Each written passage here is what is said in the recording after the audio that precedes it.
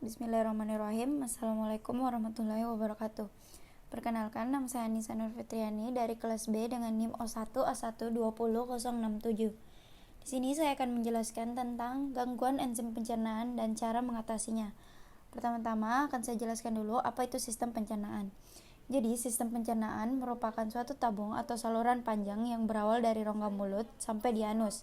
Sistem ini terdiri atas rongga mulut, esofagus, lambung, usus halus, usus besar, rektum, dan kanalis analis. Saluran pencernaan berhubungan dengan organ-organ pencernaan tambahan, yaitu kelenjar liur, hati, dan pankreas. Organ tambahan terletak di luar saluran pencernaan. Produk sekretorikanya yang dicurahkan ke dalam saluran pencernaan melalui ductus excretorius yang menembus dinding saluran pencernaan. Selanjutnya, saya akan jelaskan tentang bagian-bagian dari sistem pencernaan. Yang pertama, rongga mulut. Di dalam rongga mulut, makanan ditampung, dikunyah, dan dilunasi oleh liur saliva agar lebih mudah ditelan. Oleh karena itu, makanan diuraikan secara mekanis di dalam rongga mulut. Daerah ini dilapisi oleh sel berlapis gepeng tanpa lapisan tanduk sebagai pelindung yang juga melapisi permukaan dalam atau labia bibir. Di dalam rongga mulut terdapat dua enzim. Yang pertama, enzim amilase. Enzim amilase ini berfungsi untuk memecah molekul amilum menjadi maltosa dengan proses hidrolisis. Yang kedua, enzim pteolitik atau lisozim. Enzim lisozim berfungsi mencerna bakteri dan antibodi khusus pada bakteri di mulut. Selanjutnya, esofagus. Esofagus merupakan saluran lunak dengan panjang kira-kira 10 inci yang berjalan dari faring sampai ke lambung. Saluran ini terletak di belakang trakea dan mediastinum dan rongga toraks. Setelah turun di rongga toraks, esofagus menembus diafragma muskular. Bagian esofagus yang pendek terdapat di rongga abdomen sebelum berakhir di lambung. Selanjutnya, lambung. Lambung adalah organ yang terletak di antara esofagus dan usus halus. Pada taut esofagus, lambung terdapat perubahan mendadak dari epitel girpeng esofagus menjadi epitel selapis silindris lambung. Pada permukaan lumina lambung terlihat banyak lubang kecil disebut foveola gastrica. Di dalam lambung terdapat 3 enzim. Yang pertama, enzim pepsin yang mencegah protein menjadi pepton, lipase yang mencegah lemak menjadi asam lemak dan gliserol. Yang kedua, asam klorida atau HCI yang mengubah pepsinogen menjadi pepsin dan membunuh mikroorganisme patogen. Yang terakhir ada enzim renin yang berfungsi untuk mengendapkan protein susu menjadi kasein. Selanjutnya adalah empedu. Empedu disekresi langsung dari hepar ke dalam duodenum.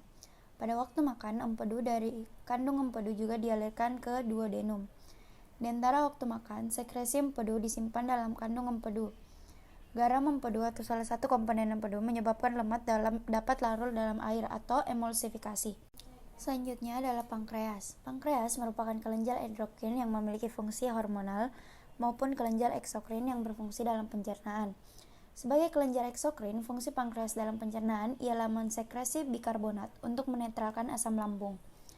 Adapun enzim yang berperan dalam pankreas yaitu tripsin yang berfungsi memecah protein pada asam amino dasar.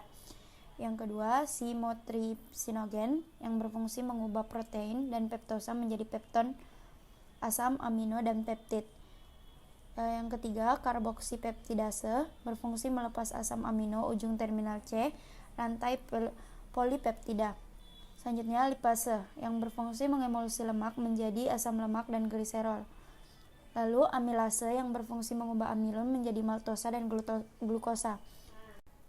Yang terakhir ada elastase yang berfungsi menurunkan protein elastin dan beberapa protein lainnya. Selanjutnya, usus halus. Usus halus ini terdiri atas duodenum, ileum, dan ileum. Fungsi usus halus yaitu untuk pencernaan dan absorpsi.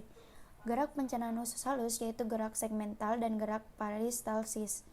Pencernaan utama terjadi pada duodenum, sedangkan absorpsi kecuali air terjadi pada ileum dan ileum. Enzim yang berperan dalam usus halus yaitu laktase yang berfungsi mengubah laktosa menjadi glukosa dan galaktosa.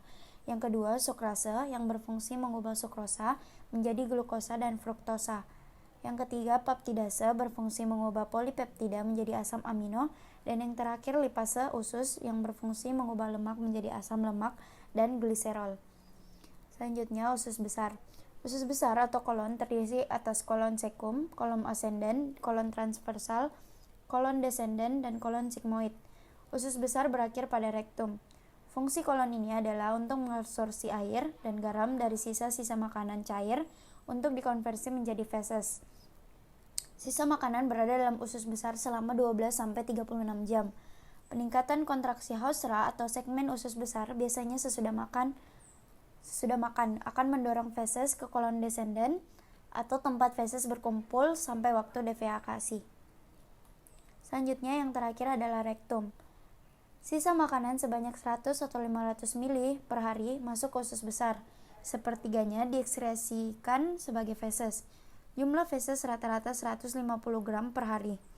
Terdiri atas 100 gram air dan 50 zat padat. Keseimbangan antara asupan dan ekskresi makanan dan cairan di luar saat defekasi. Anus tertutup rapat oleh sphincter anus internal atau involuntar dan sphincter anus eksternal atau voluntar. Rasa ingin berdefekasi terjadi jika tekanan pada rektum melebihi 18 mmHg dan kedua sphincter terbuka jika tekanan ini mencapai 55 mmHg.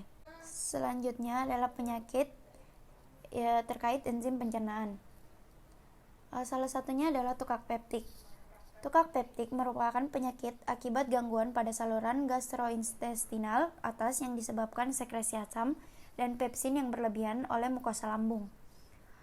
Helicobacter pylori diketahui sebagai penyebab utama tukak lambung, dan penyebab yang jarang adalah sindrom Zollinger-Ellison dan penyakit Crohn disease.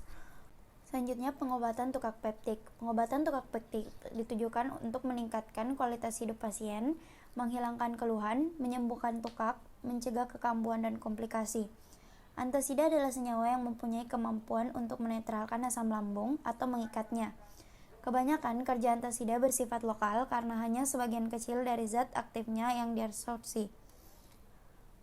Antasida merupakan asam lemak, maka jika berikatan dengan asam yang ada di lambung menyebabkan keasaman lambung berkurang. Semua obat antasida mempunyai fungsi untuk mengurangi gejala yang berhubungan dengan kelebihan asam lambung, tukak lambung, gastritis, tukak usus 12 jari dengan gejala seperti mual, muntah, nyeri lambung, nyeri ulu hati, dan perasaan penuh pada lambung. Nah, itulah tadi penjelasan saya tentang gangguan enzim dan cara mengatasinya. Terima kasih telah menonton. Sekian dari saya. Saya ucapkan wassalamualaikum warahmatullahi wabarakatuh.